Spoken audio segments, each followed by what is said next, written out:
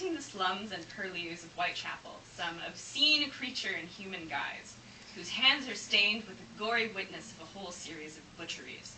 It is vain to speculate on what kind of being this monster is.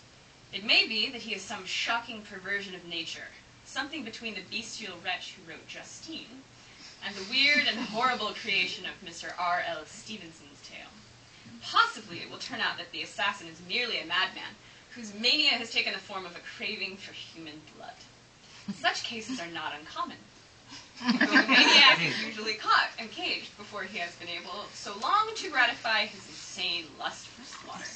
We may imagine, and it is a sufficiently appalling thought, that there is at large in the East End some being of this sort, whose thirst for murder and for revolting outrages upon the bodies of his victims is as fierce and unquenchable as the taste of a man-eating tiger for human flesh, who is nevertheless, like many lunatics, calm and composed enough to all outward appearance. I'm glad you guys think this is funny too. Except when an awful fixed idea gets possession of him, and who brings to the service of his shocking pursuit the inscrutable and baffling cunning of madness.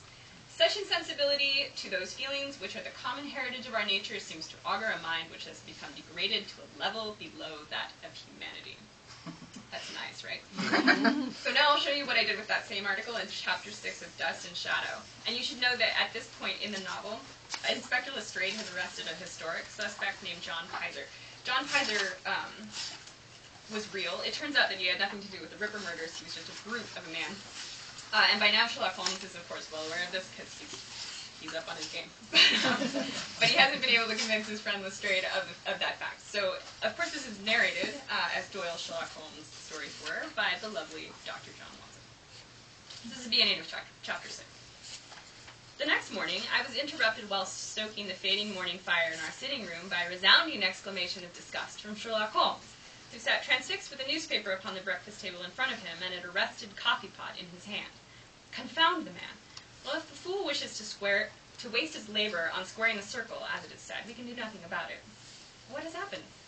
Lestrade has arrested John Pizer against all tattered remains of rational thought. At your suggestion, surely, I reminded him. I wired him there was nothing in it, Holmes protested. Even the Evening Standard cannot credit his having anything to do with the matter. And what more have the gutter press to say on that subject? Snapping the paper emphatically, he read, "It would seem that there is, haunting the slums and purlieus of Whitechapel, some obscene creature in human guise, whose hands are stained with the gory witness of a whole series of butcheries.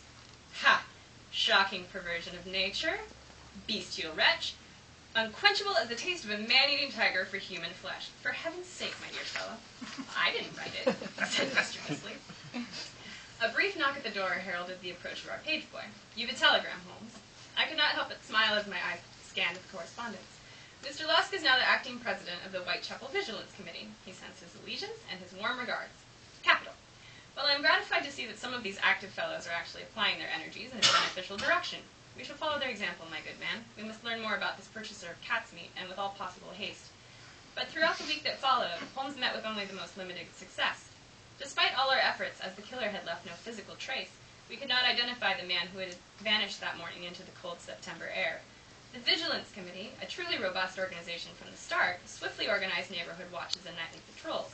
But they encountered few hazards beyond the outbreaks of vicious anti-foreign mobs who took it upon themselves to beat any hapless immigrant whose sly looks or crooked demeanor proved his degenerate nature.